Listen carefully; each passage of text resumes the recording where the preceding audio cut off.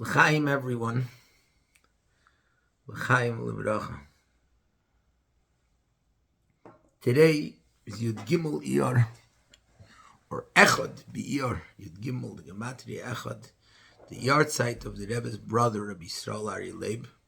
So I wanted to make a small recording and tell a few stories. Tonight is also Pesach Sheini.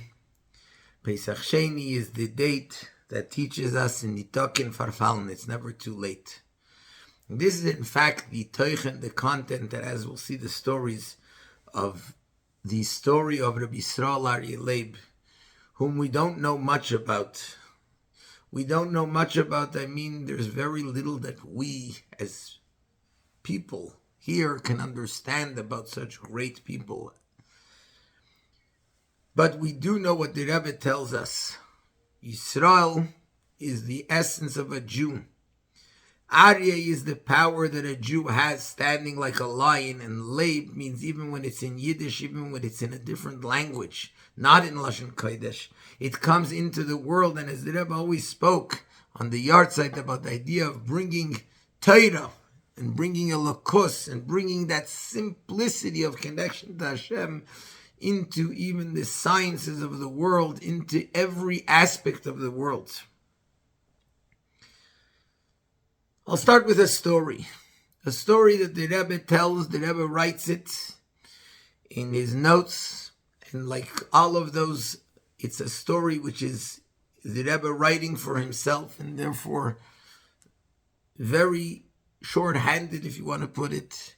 Wasn't written to publicize, but an amazing story which has much lessons and much to teach us.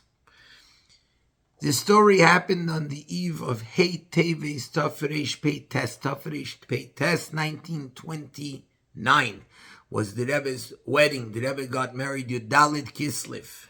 So this is shortly after, less than a month after the Rebbe's Chasana. And the Rebbe says he was called, the Rebbe at that time was together with his father-in-law, with the Frierdiker Rebbe in Riga, in Latvia.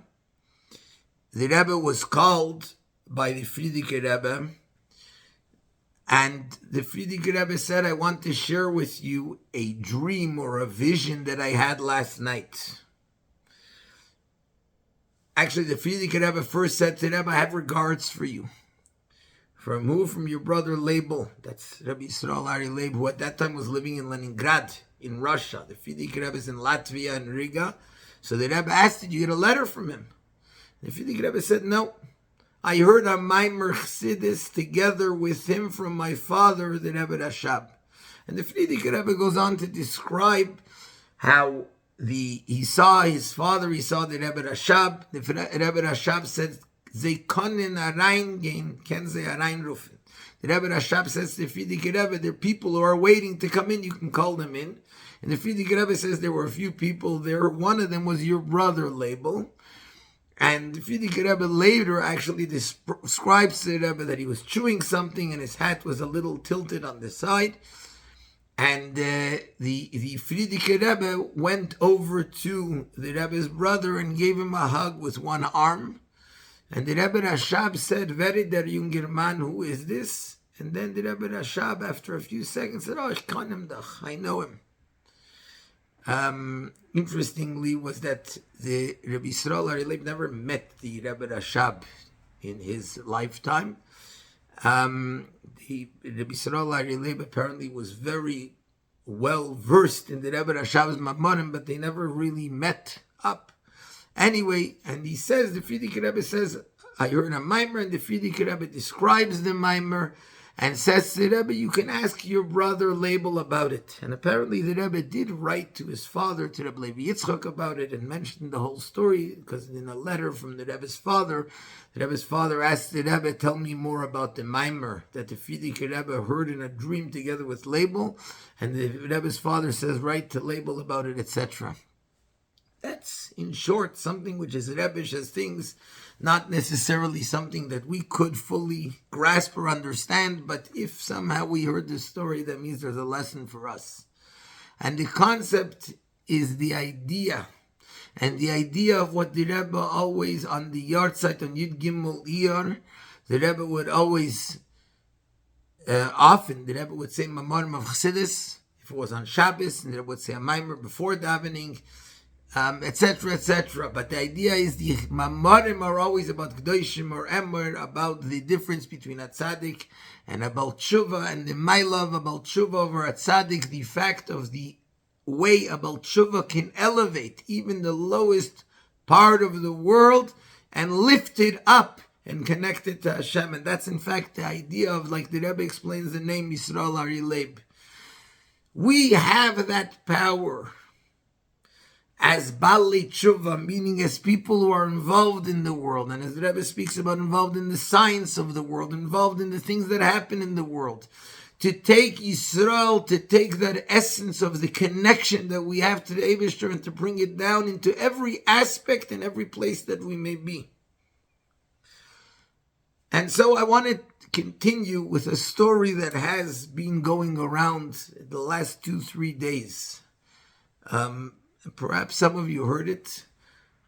In order to tell the story properly, I called up the person who related this story, and I asked him a few questions.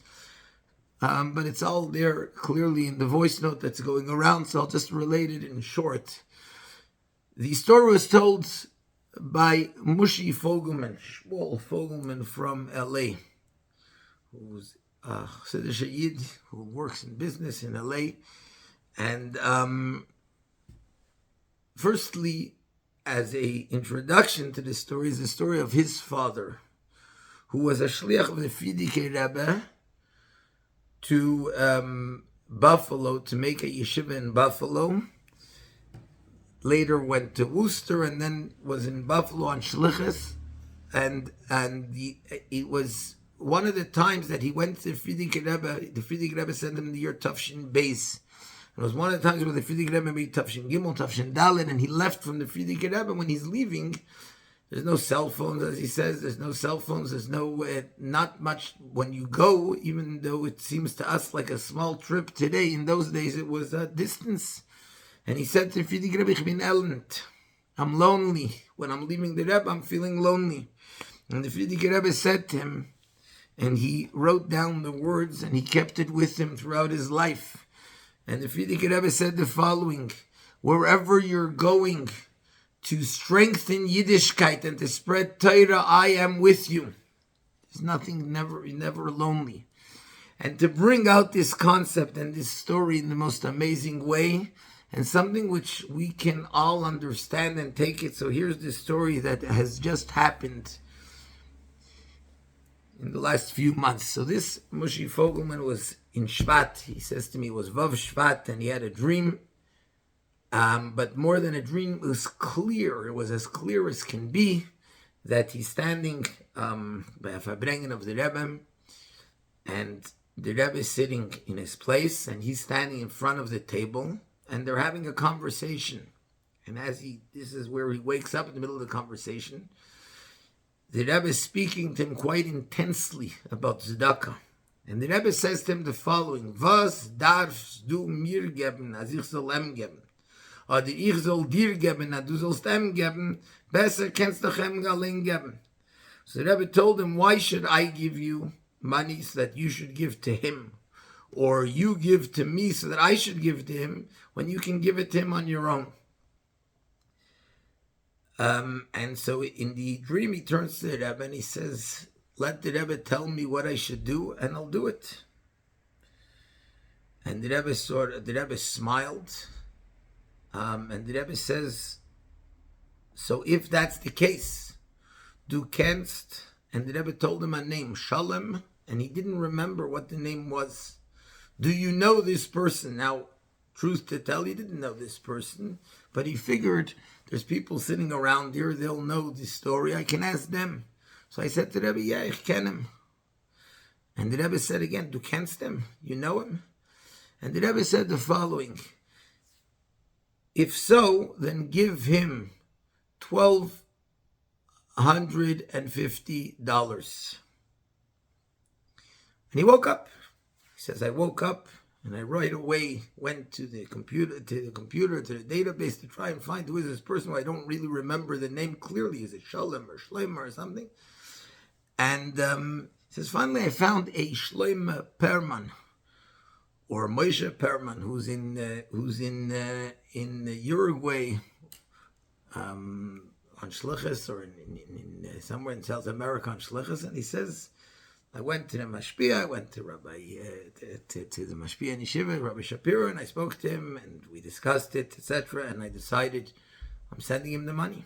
Now, it didn't sound like it was the right name, but this is who I found, and it looked like this is probably it, so I sent him a check for $1,250. He says, I never heard from him. I haven't heard from him, and every once in a while I'm thinking, did he get the money? What's the story? And I didn't hear from him. And he says the following, he says, last week, and this is now, he's telling the story, he says, last week, which is last Thursday, he says, I went to the oil, I wrote a pan, and I wrote a duch to the Rebbe, and in the duch, I also write, Rebbe, I did what you told me, and I sent Shlem a permit, $1,250, please let me know that this is the right, that this is what was what you meant, what I was meant to do. They come out at oil. He says his wife had yahrzeit for her mother, so they went for coffee together with his wife's sisters. And they're talking. He says that his daughter went for Pesach to Guatemala to help a shliach. So the sisters-in-law, they wonder who was the shliach. He doesn't know. So one of his sisters-in-law says to him, Du kennst Shalom Perman? Du kennst him? Do you know Shalom Perman? You know him? And he's shocked. He's flabbergasted because it comes back to him. Those were the words that the Rebbe told him in the dream. Shalom Perman. And she says, yeah, I know my friend who's etc. And she says, this is the one that's there. Now, it turns out it wasn't even his daughter. Was not by Shalom Perman. She was by a different shliach in Guatemala. But the point was, he immediately called him up, and this is a story a few days ago. He called him up, and he sent him the $1,250. It turns out, and I spoke to him, I asked, it turns out that the other one, Shlomo Perman, never even saw, because there was a campaign or something going on, and when he saw the check, he thought it was something else. So he never even noticed this the money that came. Otherwise he would have thanked him and it would have been more clear, but he didn't. Even when he called him later and he said he didn't realize, he didn't notice the money that he got, so it was obviously not even intended for him. So he sends Shalom Pelman the money, and he says this is from the Rebbe. This is the story in short. An amazing story because of the fact, not just an amazing story because of the fact that this is every one of us. We're all on shlichus. We're all on a mission of life. The Rebbe gives us the koiches, whether it's like Rabbi Yisrael Aryeh Leib, who in his life story brought Elokus to the lowest levels in the world, in whichever way it is, which we may never even fully comprehend and understand. And the Frierdiker Rebbe tells the Rebbe, we heard of Maimer Chassidus together from the Rebbe Rashab, whether it's a Chassid who's told by the Rebbe to give regards to a Shliach, who we may never know what it was and why what he was struggling about. I remember a story with Rabbi Bornstein, Rabbi Elliot David Bornstein. He's a Shliach in Bologna, in Firenze, in Italy, and he actually used to go, before Rami Banin came to Venice, he used to go to Venice and sell sandwiches in the ghetto. So one of the Jews that they met there, where he was doing Mivtza Kasha, selling kosher sandwiches that the people, the tourists can have, and one of the Jews they met there came by the Rebbe by dollars, and he said to the Rebbe, I have regards from Rabbi Bornstein, Rabbi Eli David Bornstein. And the Rebbe said, Sag ihm, als ich tracht wegen ihm, noch mehr von was tracht wegen mir. The Rebbe said, tell him I think about him even more than what he thinks about me. Now, anybody who knows Rabbi Bornstein, he thinks about the Rebbe a lot. But the Rebbe says to a chassid, to a shliach, to every person in every place where they may be, I'm thinking about you. Not only I'm thinking about you, but machshava mayeles, a thought of the Rebbe that the Rebbe thinks about us, gives us strength to do what we need to do, to overcome whatever it is that we need to overcome, whatever hurdles there may be. Which reminds me of a story that I had, which was about 15 years ago, or maybe more. I was writing to the Rebbe, it was in regards to the things that were going on in yeshiva. It was maybe 16, 17 years ago. I would write a duch. I wrote to the Rebbe a duch about everything that was happening in yeshiva. And I opened up the Igros Kodesh, and the answer, besides for answering whatever the questions that I had in the bottom of the letter, the Rebbe says, and when you'll be in Spain, you can have an influence on the youth over there. So I figure, look, the Rebbe answered whatever question it was, not necessarily is this last line talking to me. But the next time, a little while later, again, I wrote a duch and I asked the Rebbe whatever it was with regards to yeshiva. And again, there's a response to whatever I wrote. And at the bottom, the Rebbe says, and when you'll be in Madrid, you should fabreng with the youth over there. So now it's already getting a little bit of a story. And sure enough, a third time, again, the Rebbe said, when you'll be in Spain, you can fabreng with the youth over there, and especially because the connection you can follow up also once you leave. So I said, okay, that's it. I called up Rabbi Goldstein, alav shalom, at that time the shliach in Madrid, and I said to him, when do you want me to come? So he says to me like this, and I remember him saying this to me, this was a powerful thing. He says, first of all, you already fulfilled your mission, because you're telling me, you're giving me regards that the Rebbe is thinking about me. He says, it's tough in Madrid, in Spain, in the middle of nowhere. And the fact that you're telling me the Rebbe is actually thinking about me, that's already, you did your shlichus, you did what you had to do. Then he said, now it's not such a thing time, and it went away. And actually, the continuation of the story is very interesting because he was saying, now's not a good time. I spoke to him, maybe now, whatever it was. And finally, one time, it was at that time, I was asked by a women's organization there, Yisrael, to come speak over there. Chai was the summertime was in Av, so I didn't have yeshiva, and they said, we'll bring you to Eretz Yisrael to come speak they had some type of an event or whatever it was. So I'm looking for tickets. They say, why don't you find a ticket? We'll pay for the tickets. So I'm looking through tickets, and I see the easiest ticket to go is on Iberia, through Madrid, through Spain. So when I booked the ticket, I'm like, wow, this is, they were sending me there. So I called up Rabbi Goldstein and I said, I'm coming to Spain now, tell me what to do. He says, look, mostly I deal with students. They're not even here because it's vacation time. So I said, well, first of all, is there anything I can bring you?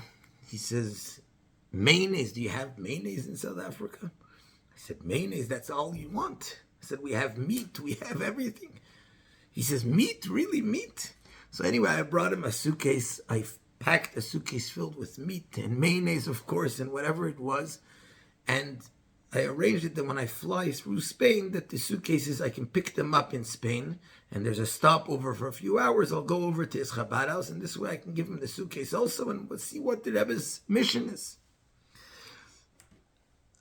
This is back then when we went on these European the flights to Europe. We went on a bus to the airplane. So we got on the bus to the airplane, and I'm there. I'm wearing my kapata and my gartel because I'm figuring this is the Rebbe is sending me on a shlichus to Spain. So I'm going on shlichus, and I'm going. On the way, someone's asking me what time is Shabbos coming in Spain. I said that still can't be the thing. Anyway, I sit down on the airplane with my kapata and my gartel, and it's after takeoff.